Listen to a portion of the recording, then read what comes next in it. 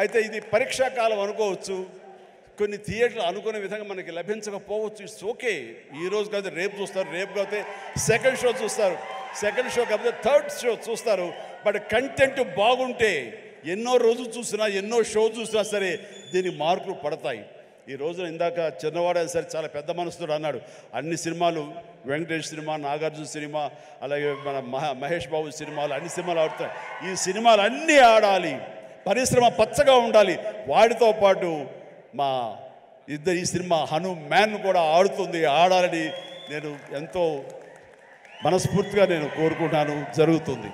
And ఇదే ఒకసారి నేను దిల్ రాజుతో అన్నాను, దిల్ రాజు ఏంటి మన 2016-17లో మా 150 సినిమాను బాలకృష్ణ గారి సినిమా ఇంకోటి రిలీజ్ అయినప్పుడు, ఏంటి మళ్ళీ ఈ సినిమా రిలీజ్ చేస్తాం, కొంచెం డిలే చేయొచ్చు కదా అని అంటే, సార్ అలా కాదు సార్, మా కంటెంట్ బాగుంటుంది, శతమానం భవతి అని, మీ పెద్ద సినిమాలు మధ్యలో ఈ సినిమా ఆడకుండా పోదు సార్, ఏం పర్వాలేదు అన్నాడు.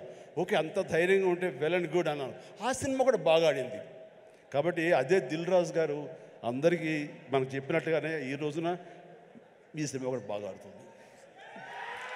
సో ఎందుకంటే దిల్ రాజు గారు లాంటి ఎంతో సీనియరు, ఆయన ఎంతో ఎక్స్పీరియన్స్ ఉన్న మనిషి, ఏ సినిమా ఏ సీజన్లో ఎలాగ ఆడుతుంది, ఒక్కో సినిమాకి ఎంత పటిష్టత ఉంటుంది, ఏ సినిమాకి ఎంత లాంజివిటీ ఉంటుంది, ఏ సినిమా ఎలాగ ఆదరిస్తారు, ఏ సీజన్ అనేది బాగా తెలుసు. కాబట్టి ఈ సినిమా వస్తే కూడా ఈ సినిమాకు కూడా అంతటికి అంత ఆదరణ ఉంటుంది, అంత విజయం చవి చూస్తాడని మనస్ఫూర్తిగా కోరుకుంటూ, ఈ రోజున ఇతర క్యాస్ట్లకు చెప్పాలంటే అమృత అమ్మాయి హీరోయిన్గా ఉందన్నారు. గాడ్ బ్లెస్ యూ అమ్మా, ప్లీజ్ మీరందరూ రావాలి, యంగ్స్టర్స్ రావాలి. అలాగే నా స్నేహితుడు శరత్ కుమార్ కూతురు వరలక్ష్మి, వరలక్ష్మి శరత్ కుమార్,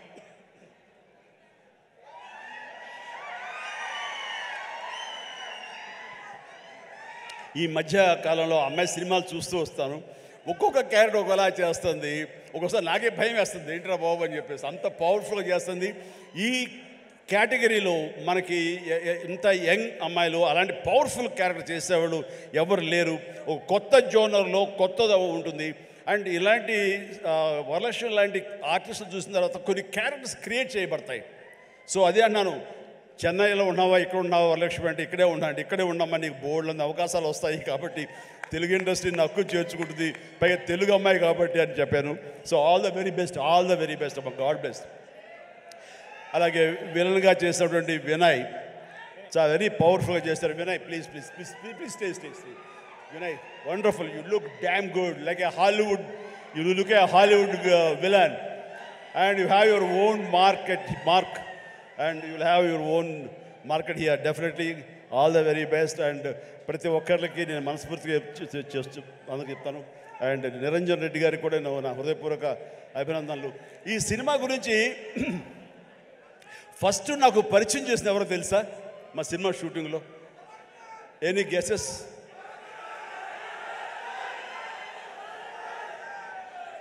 గెటప్ సీను.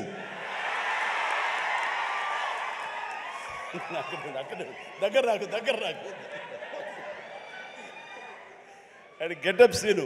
సార్ ఒక సినిమా చేస్తున్నాను సార్ నేను, మీరు హనుమంతుల భక్తులే కాబట్టి మీతో షేర్ చేసుకోవాలని. ఏం సినిమా, ఎవరు? మన తేజ తెలుసు కదండి, తేజ చేస్తున్నాడు, ఇలా ప్రశాంత్ అని డైరెక్టర్, ఏమంటే భలే ఉంది అని చెప్పి సినిమా గురించి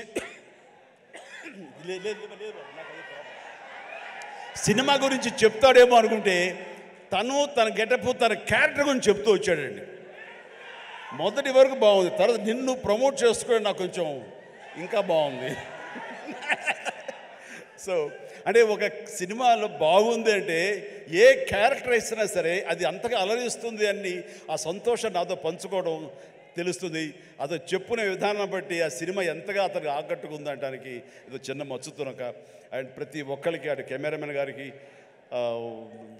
ఇతర కాసర్ల గారికి, కేకే గారికి, లిరిసిస్, ఇలా ప్రతి ఒక్కరి మ్యూజిక్ డైరెక్టర్ గారికి, ఇలా ప్రతి ఒక్కరికి మనస్ఫూర్తిగా నా హృదయపూర్వక అభినందనలు తెలియజేస్తూ, ప్రతి సంక్రాంతికి సినిమాలు రిలీజ్ అవుతుంటాయి. రిలీజ్ అవుతున్నప్పుడల్లా డైరెక్టర్ ఇండైరెక్ట్ నేను కష్టపడి ఎదిగి ఇవాళ ఇండస్ట్రీలో ఈ పొజిషన్లో ఉన్నందుకు ఎప్పుడు ప్రతి సంక్రాంతికి ఏదో రకంగా కాంట్రవర్షియల్ చేస్తూ నా పైన స్టోన్స్ వేస్తూనే ఉంటారు. అది ఆల్మోస్ట్ మీరు అందరికీ తెలియంది కాదు, 7-8 ఇయర్స్ నుంచి నడుస్తూనే ఉంది. సో నేను చిరంజీవి గారు మాట్లాడుతూ వారు ఎంత బాగా చెప్పారు, దిల్ రాజుకు తెలుసు దేనికి ఎలా ఏం చెయ్యాలి అని, ఈజ్ ఎక్స్పీరియన్స్ పర్సన్ అని. కానీ ఈరోజు కొందరు వెబ్సైట్లలో చిరంజీవి గారు మాట్లాడిన దాన్ని ఇంకొకలాగా టర్న్ చేసి రాశారు. అవి 2 ప్రముఖ వెబ్సైట్లే. అంటే మీరు నా పైన ఏదో రాసి మీ వెబ్సైట్ ఇంపార్టెన్స్ని పెంచుకోవడానికి వేరే వాళ్ళు ఎందుకు వాడుకుంటున్నారు? మీకు ఇది అవసరమా? అంటే దిల్ రాజు ఏం రియాక్ట్ అవ్వడు, సాఫ్ట్గా వెళ్తాడు అనుకుంటున్నారా? తాట తీస్తా. చాలా రోజుల నుంచి ఓపిక పడుతున్నాను, ఎందుకు ఎందుకు ఎందుకు అని సాఫ్ట్గా వెళ్దామని. సంబంధం లేకుండా పోనీ ఆ ప్రొడ్యూసర్ వచ్చి మీ దగ్గర ఏమన్నా మాట్లాడా? మీకు అంత దమ్ముంటే ఆ ప్రొడ్యూసర్ని నన్ను స్టేజ్ పైకి పిలిచి కూర్చోబెట్టి క్వశ్చన్స్ వేయండి. ఎందుకు ప్రతి సంక్రాంతికి నన్నే టార్గెట్ చేయాలి? ఇంతమంది నన్ను అభిమానిస్తున్నారు కదా, 95% నన్ను ఇష్టపడతారు, 5% ఇష్టపడతారా? అది ఇష్టపడరా వాళ్ళ ఇష్టం. ఒక మనిషిగా నేను అందరినీ సాటిస్ఫై చేయలేను. సాటిస్ఫై చేస్తున్నాను కాబట్టి ఇండస్ట్రీలో నాకు ఈరోజు ఇంత మంచి పేరుంది. మీ అందరికీ తెలుసు, దిల్ రాజు అంటే ఒక బ్రాండ్ బిల్డ్ చేశా. వ్యాపార పరంగా వచ్చే కొన్ని కాంట్రవర్షియల్స్ని మీరు అడ్వాంటేజ్గా తీసుకొని ప్రతి సంక్రాంతికి మీ వెబ్సైట్లు, మీ కొన్ని యూట్యూబ్ ఛానల్స్ కొన్నిటికి వాడుకుంటున్నారు. అది 100% తప్పు. మొన్న జరిగిన ఈ సంక్రాంతి రిలీజ్ల గురించి ఛాంబర్లో మీటింగ్ పెట్టి ఛాంబర్ ద్వారా డీల్ చేసి రవితేజ గారిని కన్విన్స్ చేసి ఒక సినిమాని సంక్రాంతి నుంచి జరిపాం. అది ఎంత కష్టం అది మాకు తెలుసు. తర్వాత ఉన్న 4 సినిమాలు మళ్ళీ ఎవడో రాశాడు, దిల్ రాజు గారు ఏదో తమిళ సినిమా రిలీజ్ చేస్తున్నాడని. ఎవడు చెప్పాడురా నీకు నేను రిలీజ్ చేస్తున్నానని? ఎవడు చెప్పాడు? నీ దగ్గర ప్రూఫ్ ఉందా నేను చేస్తున్నానని ఉందా? ఆ తమిళ సినిమాను కూడా రిలీజ్ పోస్ట్పోన్ చేయించింది నేను, తెలుగులో రిలీజ్ వద్దు అని. మీకు తెలియని న్యూస్లు రాసుకుంటూ ఎందుకు వాడుకుంటున్నారు? ఇందాక నేను అన్నానుగా తాట తీస్తాను, ఈజీగా తీసుకోవద్దు. నా పైన ఏదైనా రాస్తే, తప్పుడు రాతలు రాస్తే, మీకు తెలియకుండా కాంట్రవర్షియల్ చేస్తే ఈ రోజు నుంచి నేను ఊరుకోను. ఇన్ని రోజులు నడిచిపోయింది, అది గుర్తుపెట్టుకోండి. 4 సినిమాలు రిలీజ్ ఉన్నాయి. మహేష్ బాబు గారు, వెంకటేష్ గారు, నాగార్జున గారు, దాంతోపాటు హనుమాన్ సినిమాని నేను రిలీజు ఆపాలి అని చెప్పానని రాశారు. ప్రొడ్యూసర్ని, డైరెక్టర్ని నన్ను పిలిచి నేను సినిమా ఆపాలని అడిగానా? సినిమా 14వ తారీఖు రిలీజ్ చేసేయండి అని చెప్పాను.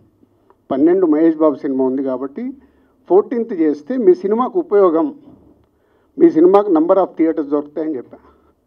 కానీ దాన్ని ఇంకొక విధంగా మార్చి రాశారు. చిరంజీవి గారు మాట్లాడింది ఇంకొకలాగా కన్వర్ట్ చేసి రాస్తున్నారు.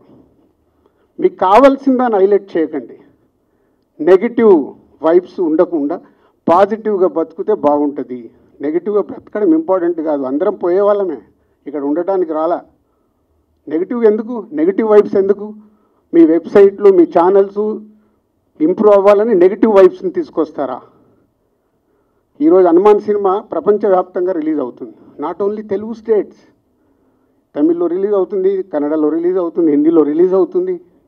ఎక్కడ థియేటర్ లేవా, దొరకట్లేదా? మీకు తెలియని విషయం ఏంటంటే నైజాములో 7-8 సెంటర్లలో Mahesh Babu cinema, Hanuman cinema release అవుతుంది. వెంకటేష్ గారి సినిమాకి, నాగార్జున గారి సినిమాకి థియేటర్ లేదు. మీకు తెలుసా అది?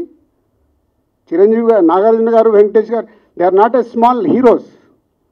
30 ఏళ్ళ నుంచి ఇండస్ట్రీలో ఒక స్టార్ హీరోగా ఉన్న ఇమేజ్ ఉన్న వాళ్ళకు కూడా థియేటర్ లేవు.